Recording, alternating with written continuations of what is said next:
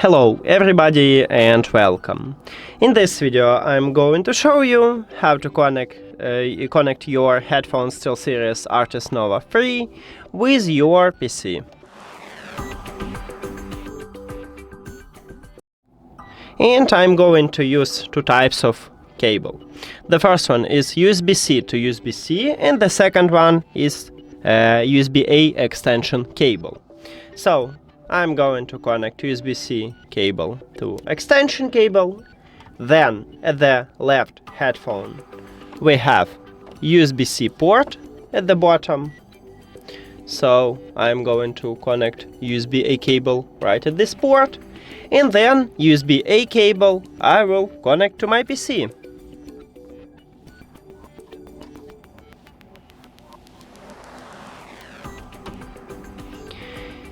And we just enable it. So now you can use it with your PC. We have the LED light, meaning that it's turned on. And that's it.